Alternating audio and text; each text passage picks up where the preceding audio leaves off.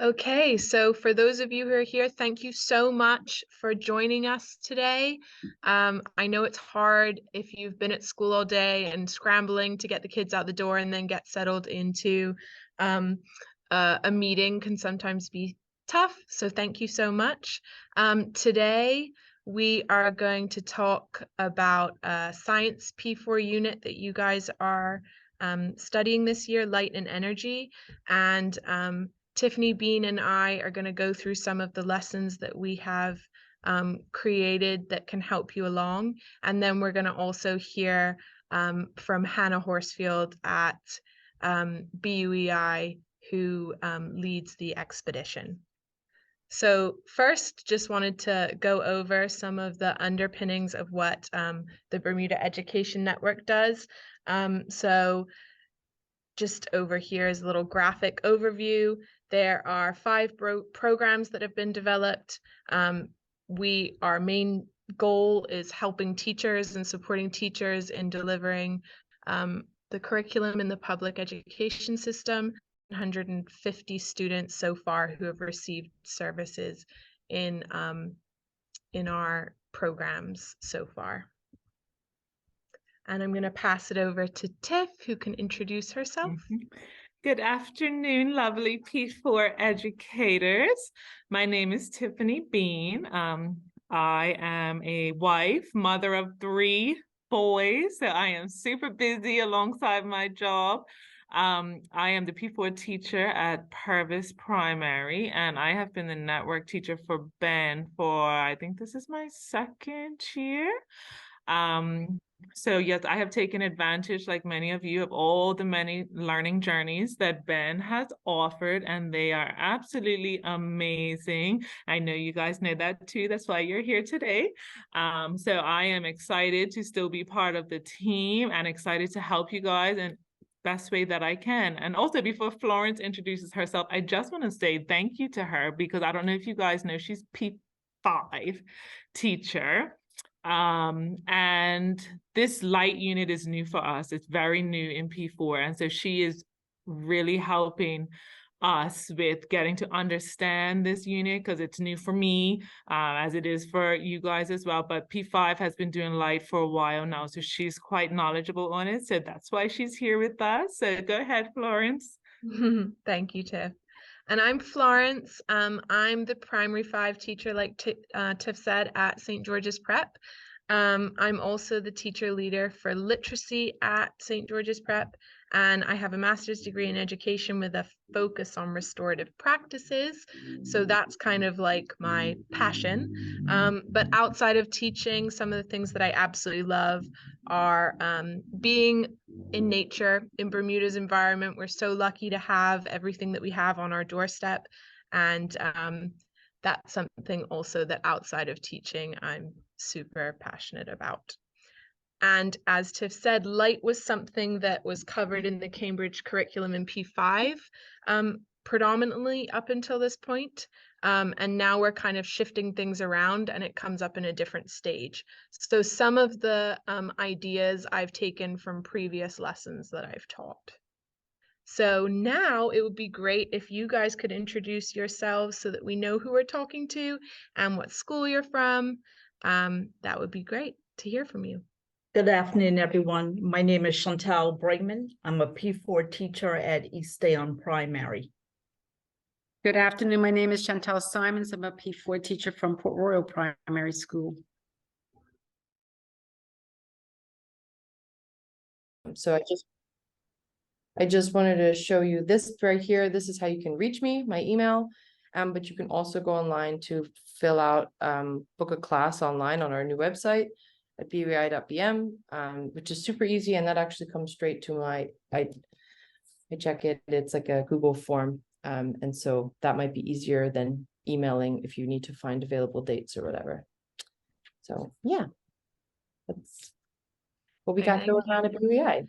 So as a teacher who actually has been on the Light Lab expedition with P5, it is fabulous, and it just really reinforces some of those ideas that we'll be teaching, and you guys will now be teaching as part of your unit.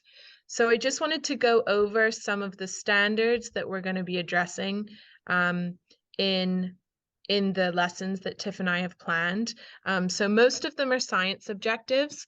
We really wanted to kind of give teachers something where they could take all of the resources here and run with it and feel like they had one less thing to worry about, in that now we understand everyone's doing a lot of new unit planning based on just some of these massive shifts that have happened. And then we've also tied it in to some of the ELA standards based on the Oscar and the Moth shared read that you'll be doing, which talks a lot about some of these core concepts to do with light, but also has some of these lovely writing techniques that you can start to get the kids to notice and then practice with. So that's just a little overview. And then something that I mentioned to Tiff as we were talking is it's really great when we're planning our science lessons to not only think about some of the science objectives, but also to think about some of the inquiry objectives that we can constantly be intertwining into our lessons. So I'll go ahead and give a little overview on each lesson. All of these resources are going to be available to you, along with any links that are part of it. So for example, this first lesson is basically your intro lesson to light. And they might already know some of these basics, and it's good. And so things like sources we're going to be reviewing. So our WALT, or what we want to learn, is know that light comes from a source. And the things that they'll be doing to show that they know that is carry out an experiment to test what's needed in order to see an object, draw a diagram which represents the way that you can see an object, and draw a conclusion based on their results. And that meets all of these standards shown here. So to really hook our kids into this unit, what we want to do first, which is always a really fun one because it helps you as a teacher gauge an understanding of what they know too, is a knowledge harvest. So just open-ended questions. And this sometimes looks like, historically when I've done it, I've done a really big flip chart paper, and they each have a piece of paper or a sticky note or something that they stick on. You can also do it with on the Chromebooks with a word wall where they're contributing to the question, and then you see all of their answers pop up at the end and then talk about it. Or you can do it in a way, or you can do it in the way that I've suggested here, which is a think, pair, share, and then you class chart as the teacher at the end. And something that I've noticed since COVID is we kind of need to talk through how we communicate with each other in the classes. I think since they haven't worked alongside each other in groups and small groups for a few years consistently, the more practice, the better with that. So the steps to that, I'm sure some of you already know this, but you take a minute to think about what your answer is. Then in your pair, you discuss what you think. So what do we know about how we see things? And keeping it open-ended like that is great because then you get the kind of variety of responses. And then at the end, they can share what their partner said, and vice versa. And then you can chart that. And then you really get an understanding of where their whole class is in their understanding of light and how you see. And maybe some kids where you see, oh, they actually already know quite a bit, will be able to extend them, or they have no idea, we're starting from scratch here. And then there's also a recap that you can do on Kahoot. Kahoot is a great way to get them engaged. They love it. They think it's like a fun game every time you do it. And it also helps you to collect some formative assessment at the start of your unit. So that just has like the link is there, but it has various pictures of things that are light sources and things that are not, and they have to choose the ones that are light sources. And then the bulk of the lesson is an activity where they have to investigate to see what basically how they're going to be able to see something. So they each are going to have, and I have a slideshow that goes along with this, but they each are going to have a each pair is going to have a shoebox, and in that shoebox is an object, and they each have a torch. And the first thing that they have to do is predict what's going to happen when the hole in the shoebox is covered. Are they going to be able to see? Are they not going to be able to see? And then they're going to test it and see if when they have their hand over the hole in the shoebox, they can see the object inside. They're not going to be able to. And then test it with the hole that lets the light through the covering, and they'll be able to see the object. This also helps them to really see how light travels in straight lines, because the object will be kind of shown if it's placed right in the middle by seeing the light traveling in one straight line. When they test that out, what they can do following that is draw a diagram of what they've seen. And when they're drawing that diagram, that's where you can start talking about how you draw how light travels and how it gets into your eye. So I wish I had the link still in here to that slideshow, because it's really helpful to see it. But the whole slideshow presentation includes the knowledge harvest, the Kahoot, the step-by-step instructions for the lesson, and their sentence stems for the conclusion. So at the end, they can draw a conclusion. If they are students who struggle to use that scientific language or write in full sentences, it's got the sentence stems there for them, and all they have to do is pop in the keywords that will complete the conclusion based on what's happened. And if you want to extend some of the kids and they're doing really well, you can ask them, or it can be a homework follow-up question: what is the best possession for a lamp when you use it to read in the dark, and why? And this starts to help them understand the importance of the light source and its position. The second lesson is actually based on the story, and I know that the books have been ordered. So if you've been part of this, meeting, then you'll receive a copy. But I've also included the link to a read aloud in case you want to get started straight away. And this is basically our literacy lesson, where we're tying in some of our ideas with light, but also talking a lot about the writer's choice to use dialogue. So in this lesson, they can start to, which is one of your curriculum standards in P4, begin to use speech marks correctly and pull information directly from the text. So you've kind of combined two. The very first part of it is reading the book to your class. And it's a lovely book where it talks about day and night and the movement of the sun. And Oscar is basically asking this moth lots and lots of questions about day and night time.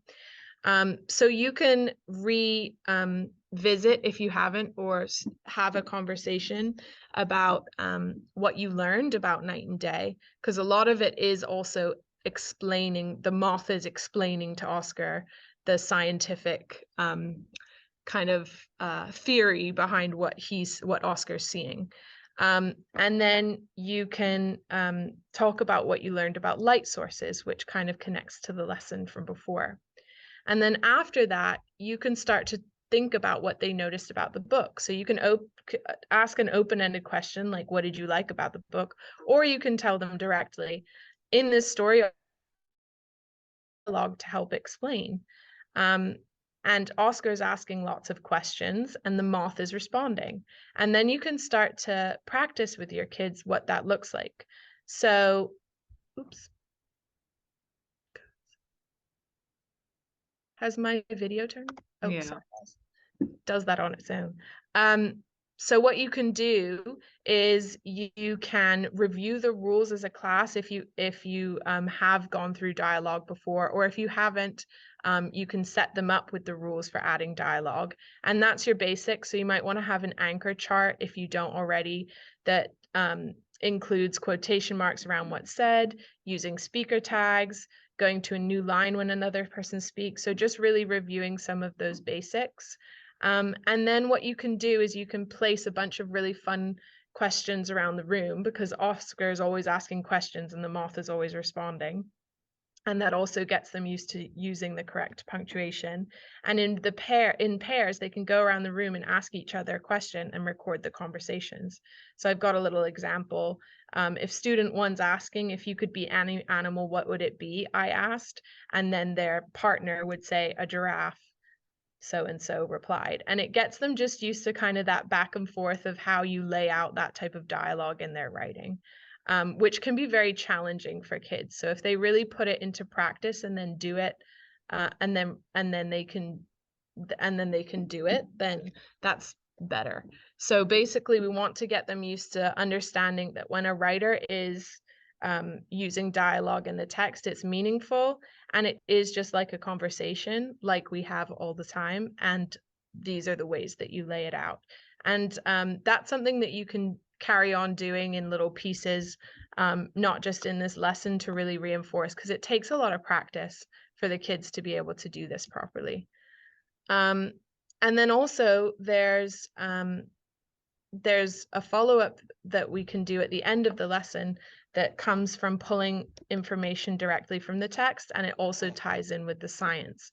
So at the same time, you're usually studying explanation text and literacy. I'm not sure if that's the case for everyone at the moment, but as we move forward with the curriculum, the way that they have it lined out is that at the same time you're teaching this science unit, you'd usually be teaching explanation texts. So you can also do a little comparison there and say, is there anything similar that you notice between the text that we've seen and this one?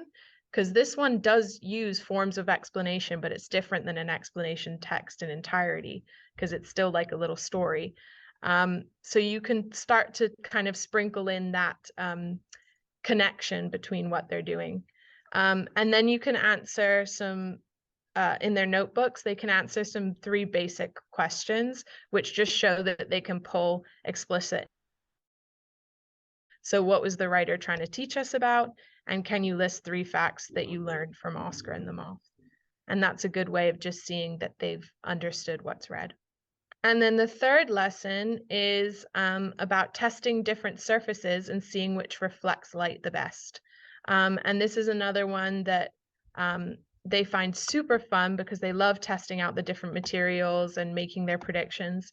And you can start again with one of these questions that gets them hooked. So when people in the past didn't have mirrors, how do you think they looked at their reflections? And that's actually a hilarious one, because they come up with all sorts of answers. But you want them to start to think about actual surfaces that they use. So a lot of times what comes up is people saying a puddle, which actually sometimes makes sense, because they're thinking of the water when it's glass-like and being able to see yourself in a reflection. And you can class chart some of those ideas too. And then they can test different materials. So they can, in groups or pairs, have at least 5 different objects. And these are usually, I have a big bin usually where I've kind of pulled different things that are good talking pieces, like CDs, wrapping papers, both paper wrapping papers, and then the ones that are more shiny, because that's sometimes the ones that are more like foil tend to do a little bit of reflecting. Plastic tiles, velvet, just various different materials. And then they can use a table to collect their data. So they basically they can either, if you have a class where you need to be more simplistic, you can either say reflective or non-reflective. If you have a class that is capable enough, you could even do a scale of most to least. So 1 being most reflective and 5 being least reflective. And you can talk in this about carrying out a fair test. So making sure that when you're testing them, you're making sure that the distance of the light to the object is the same, making sure that the position of whatever thing you're trying to reflect is the same, making sure that you're in a room with the same amount of light. And then what you can do is say whether your results support what you predict happened. So when you looked at your objects, did you think they were reflective or non-reflective? And did your results support that? And then you can also draw conclusions on that. So what do you now know about which surfaces reflect light best. And that's where they're going to be able to say, I noticed that all the shiny objects were really able to reflect light, while those other ones that were more dull couldn't do that. Okay, and I'll pass it over to Tiff, who's got a little. All right. So these last two lessons are going to be on energy. So just making. And then you can take your time and clear up any misconceptions. So make sure that the children understand that anything that requires movement has energy. So you can give examples like sailboats, that they're using energy from the wind. And then you can go on a fun energy hunt. So depending on the type of class that you have, you can do this around your classroom, or you can go on an energy hunt in your school or around your school, around the neighborhood, and try to figure out different things that use energy. Try to find and label all the places where energy is present in the classroom or around the school building. And then I have this energy worksheet where they just have to sort through the different types of energy. So it might be light energy, or sound energy, and that's also attached at the end of these slides. And of course, we like to assess the children in different assessments. So exit tickets, just to see if they retained any information from the lesson. So energy is important to me because I use it too. And as long as they can say anything that they learned from that lesson, then that's your quick formative assessment for you for that lesson. All right, and then when we get into lesson 5, so lesson 5 is more on energy, but just understanding how energy is transferred. So it can be transferred as light, sound, and heat. Again, there is another video there that is age appropriate, just on how energy is transferred. And make sure that children understand that energy doesn't run out, because usually children, when they're thinking about energy, they may say, I know energy, you get tired, you lose energy. Most people would say that, right? So just ensuring that they understand that no, it doesn't run out like when we're tired, but it can get transferred. So it's just a few different ways just to get them to understand that it can be transferred as light. So the sun, the energy from the sun helps plants to grow. So that energy is getting transferred there, or transferred as sound. So it travels. And I think I'm just, so have you guys finished the sound unit yet, or is that coming up? No? Teachers, no? Yes.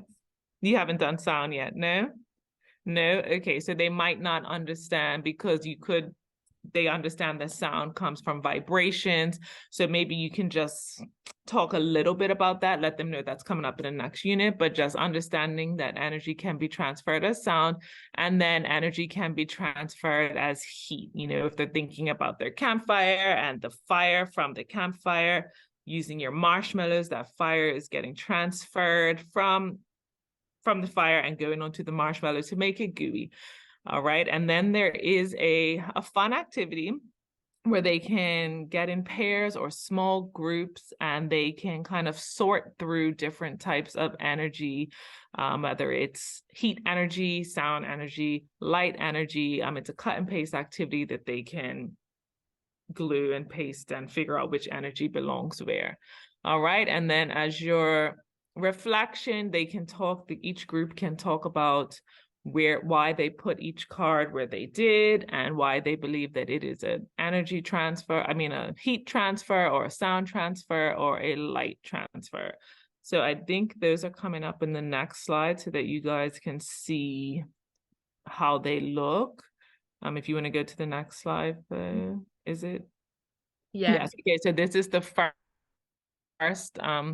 first activity where they just have to sort. They have pictures, and they just have to figure out fairly easy which one is a light energy, sound energy, and heat energy. So you can see there's a lamp. Obviously, they will put that heat. Microphone will go under sound. And the last one, so this one is talking about, again, heat, chemical energy, sound transfers. So how it's going from one thing to the next, how it's transferring. And again, they just have to cut and paste and put it in the right place. All right, I think that is the last one. All right, so keep in touch. Of course, as always, we want to get your feedback. We're here to help you. So if there's any way that we can improve, we're all educators, we're all in this together. So if we can improve and in any way, please let us know. There is going to be a link that you can click on and just rate Florence and myself and this workshop, and let us know if you would like more of them, if you enjoyed it. Also, I think Flo, you did mention about the book, right? It will be coming. In the interim, there is, I think Flo on her first or second lesson did link Oscar and the Moth if you wanted to show it as the YouTube video, and then when the book comes, you guys can use it as a read aloud or just to have as a resource in your classroom. Here is the link to the resources and our feedback form. Do you want to pop it in the chat? It might be easier. And the resources, one of the easiest things, because I noticed that in this presentation, a lot of some of the links that I had in the unit plan are not there. So that link that has all the teachers' resources is really helpful as just a starting point for you to take on hand for that unit starting. Also, for coming today, you get first choice of dates for the expedition.